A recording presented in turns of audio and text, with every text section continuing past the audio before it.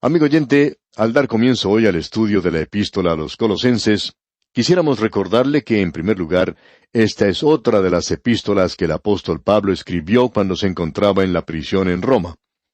Usted recordará que dijimos que el apóstol Pablo había escrito la carta a los Efesios en una prisión en Roma, y en ese mismo lugar él escribió la carta a los Filipenses, así como también la carta a los Colosenses. Y todavía nos falta considerar otra epístola bastante corta, y una que es muy personal, y es la carta a Filemón. Aparentemente, estas 4 cartas fueron llevadas de Roma por medio de 4 mensajeros. Eso tuvo lugar alrededor del año 62 después de Cristo. 4 hombres dejaron la ciudad de Roma sin ser observados, y llevaban en sí estos valiosos documentos. Tíquico estaba llevando la epístola a los Efesios, a la ciudad de Éfeso, donde aparentemente él era el pastor o un líder en la iglesia.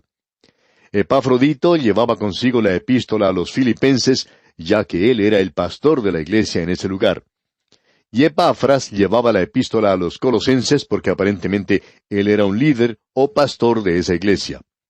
Y luego Onésimo llevaba la carta a Filemón, ya que éste era su dueño y él estaba regresando a él. Así es que tenemos que estas 4 epístolas están unidas y en ellas encontramos la anatomía de la Escritura. Tenemos, según nuestra opinión, en la carta a los Efesios, a la iglesia misma, lo que es el cuerpo de Cristo. En la carta a los Colosenses, que vamos a considerar de ahora en adelante, se le da énfasis a Cristo, quien es la cabeza de la iglesia. Y luego, en la epístola a Filemón, podemos observar a la iglesia andando aquí. Y allí tenemos entonces la experiencia cristiana. Entonces, en la epístola a Filemón podemos observar a la cristiandad en acción. Allí es donde podemos observar las cosas en el andar diario. Y uno puede observar allí que esto obraba en una sociedad pagana. Bueno, estos 4 documentos han sido llamados la anatomía de la cristiandad. Y estamos de acuerdo con eso. La llamaríamos la anatomía de la iglesia. Estos 4 libros pertenecen el uno con el otro. No creemos que haya 4 documentos más valiosos que estos.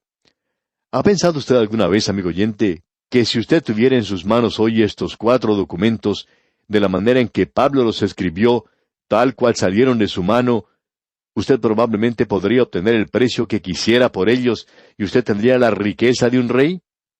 Bueno, nosotros consideramos el valor de esto no basado en el dinero contante y sonante, sino que el valor espiritual de estos libros no se puede calcular en términos humanos.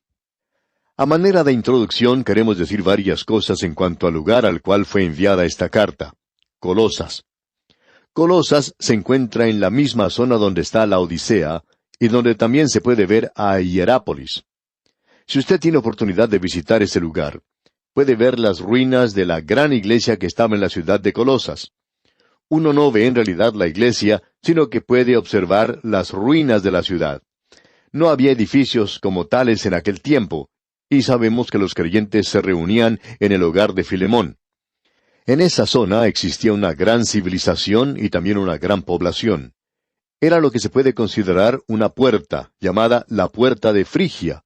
Era la puerta al oriente, al este. Y allí se reunía el este y el oeste.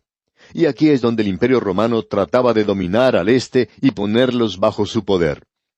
Era una ciudad fortificada, lo mismo que la Odisea, lo mismo que Filadelfia, Sardis, Tiatira y también como Pérgamo. Estas eran las grandes ciudades de defensa contra invasiones provenientes del oriente. Pero cuando uno llega a la época del período del apóstol Pablo, el peligro ya ha sido superado porque el Imperio Romano estaba en control de casi todo el mundo en esa época. Así es que estas personas se entregaron a un paganismo y a una gran inmoralidad en aquella época. Y la ciudad de Colosas era una ciudad típica de aquel día. Según los informes en existencia, Pablo nunca visitó esta ciudad. Ahora, ¿por qué no visitó Pablo ese lugar? Bueno, Pablo entró a la zona por el norte de Colosas. Él aparentemente no pasó a través de las puertas de Frigia. Él pasó por Sardis en el camino romano que se encuentra en esa zona, y esa aparentemente fue la forma por medio de la cual él fue hasta Éfeso. Pablo nunca estuvo en la ciudad de Colosas, y sin embargo, él fue quien fundó la iglesia de ese lugar. Ahora, este hombre, Epafras, aparentemente era el líder de esa iglesia, y bien puede haber sido el fundador directo de la misma. Pero fue Pablo quien fundó la iglesia de la misma manera en que fundó la iglesia en Roma. Él tocó las multitudes de personas en el Imperio Romano que gravitaban hacia Roma, y estas personas formaron la iglesia. Ahora existe la posibilidad de que Pablo haya ido a la Odisea, pero dudamos eso seriamente. Él sí fue a Éfeso, donde enseñó en la escuela de Tirano por 2 años. En realidad, él estuvo en Éfeso por 3 años. Y uno no puede apreciar todo esto sino hasta cuando uno puede visitar ese lugar y ve la tremenda civilización que existía en esa zona. En realidad, la cultura del Imperio Romano estaba allí. Ya no estaba en Grecia. Grecia se había deteriorado y la filosofía y su cultura también se habían deteriorado. Pero era algo viril en lo que hoy llamamos Asia Menor o Turquía, como se le llama específicamente en la época presente. Así es que, en esta zona fue donde Pablo realizó su gran obra junto con sus ayudantes. Con él se encontraban allí, por supuesto, Juan Marcos y Bernabé por cierto tiempo. Luego tuvo con él a Silas y también a Timoteo, y aparentemente otros de los apóstoles se unieron a él. Juan llegó a ser el pastor de la iglesia en Éfeso más adelante, y obviamente fue sepultado en esa zona. Bien, esta era una zona bastante grande, y también era una zona grande para el paganismo. Las religiones misteriosas se habían establecido allí. Ya existía por esa zona una actitud y tendencia religiosa filosófica conocida como gnosticismo, y había una secta de este grupo en Colosas. Esta fue la primera herejía de la iglesia.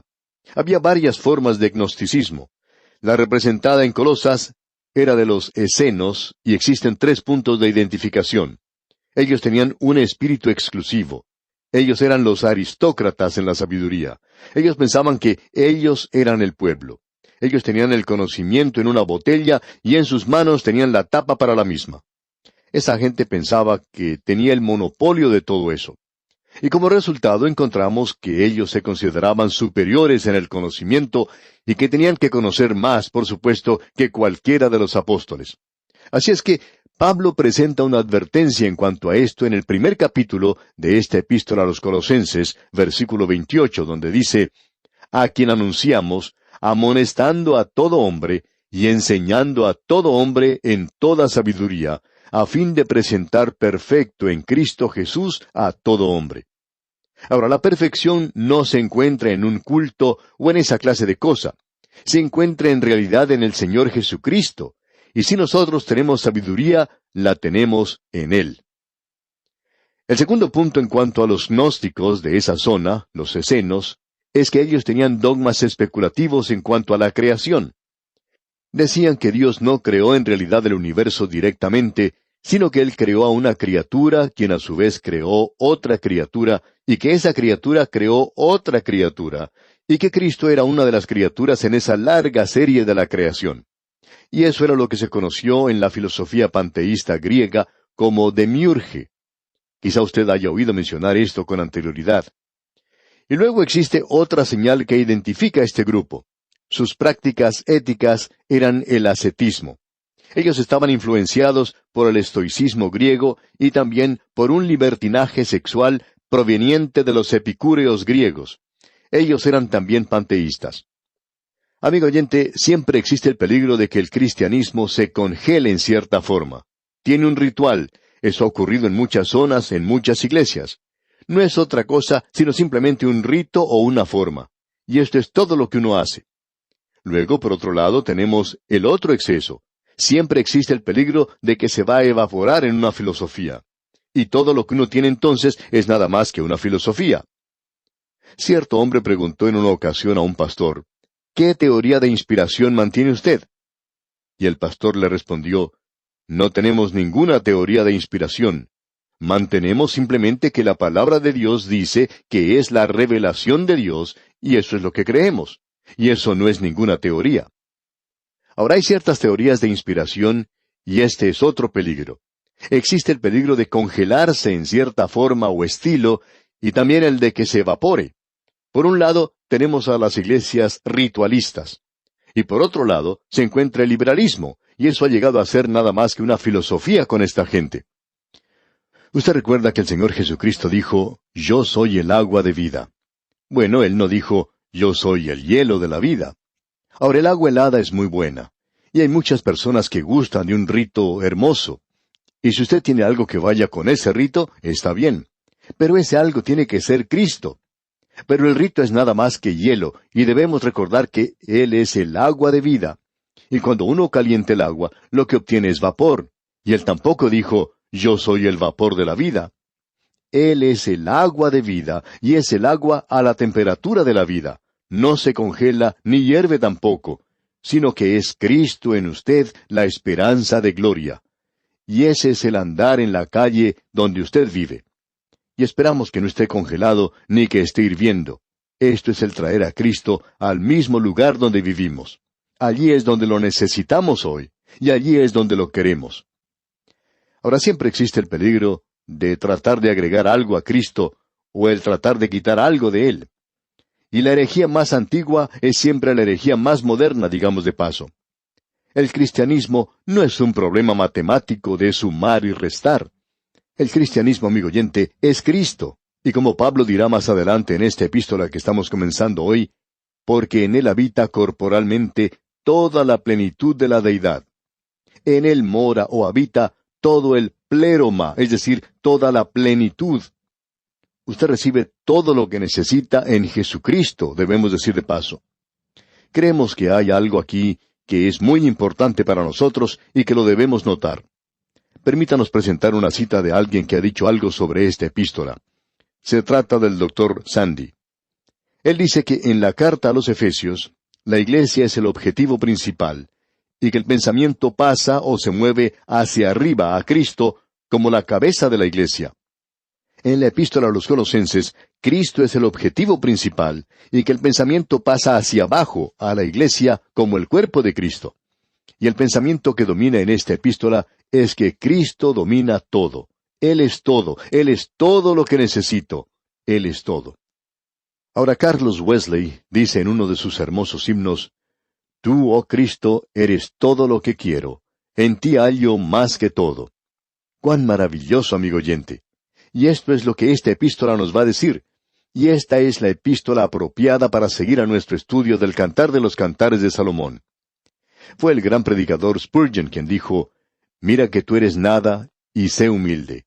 Pero mira al Señor Jesucristo, tu gran representante, y alégrate de ello.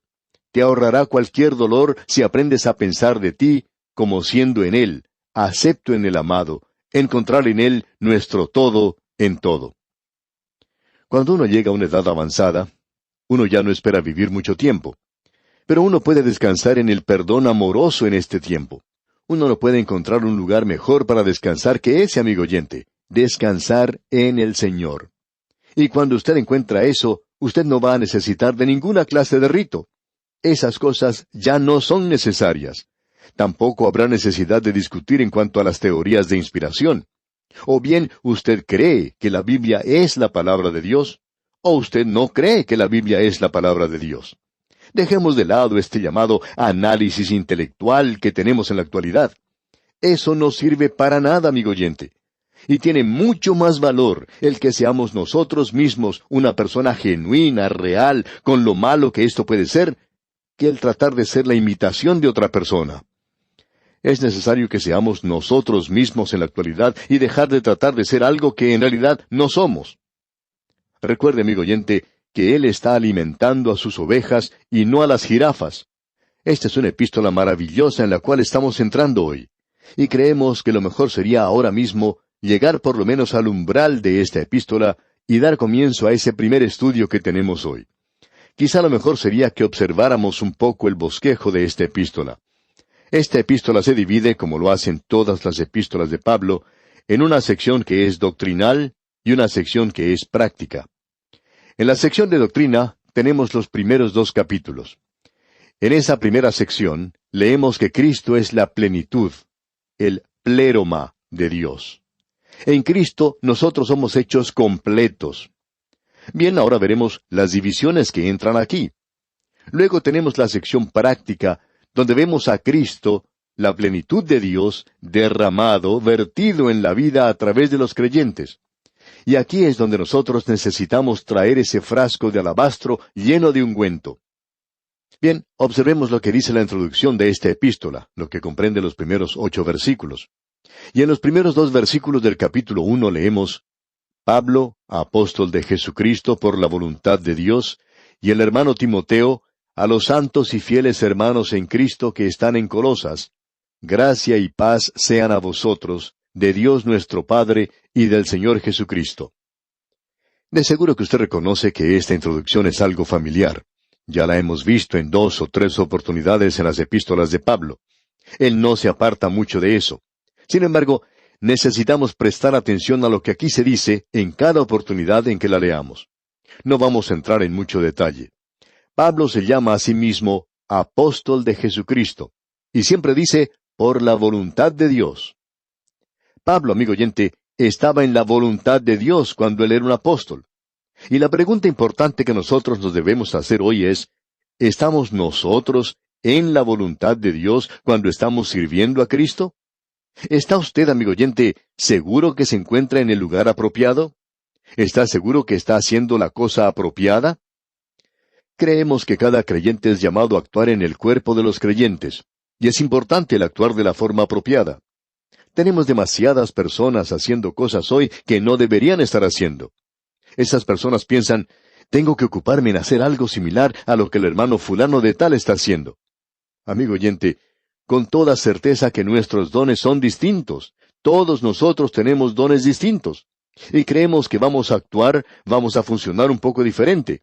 Pero debemos estar actuando. Y es maravilloso poder ver que este hombre Pablo, es un apóstol por la voluntad de Dios. Fue Dios quien le hizo a él un apóstol. Ahora, ¿le puso Dios a usted, amigo oyente, en el lugar donde se encuentra? Quizá en los negocios. Amigo oyente, cuando usted está en la voluntad de Dios, sentirá una profunda satisfacción. Luego Pablo sigue diciendo aquí en su introducción, a los santos y fieles hermanos. Ahora, ¿quiénes son los fieles hermanos? Bueno, son los creyentes. Los santos y los fieles hermanos son lo mismo. Pablo no está hablando aquí de 2 grupos diferentes de personas. Nosotros no somos santos por lo que hacemos, sino debido a nuestra posición. Esa palabra quiere decir separados para Dios. A aquellos, pues, que han sido separados para Dios, y que son creyentes, y estos son los mismos, a esos es a quien se está refiriendo Pablo. Ellos están en Cristo, esa es su posición, pero están ubicados en Colosas. Y lo importante, amigo oyente, no es dónde usted está, sino en quién está usted. Eso es lo que verdaderamente importa. Mira, amigo oyente, vamos a detenernos aquí por hoy. Dios mediante, continuaremos con nuestro estudio de este capítulo 1 de la Epístola a los Colosenses en nuestro próximo programa, y como lo hacemos con frecuencia, le sugerimos que usted lea el resto de este capítulo 1 para que se familiarice con lo que Pablo expone en esta porción y esté así mejor preparado para nuestro próximo estudio. Que las bendiciones del Señor desciendan sobre usted es nuestra ferviente oración.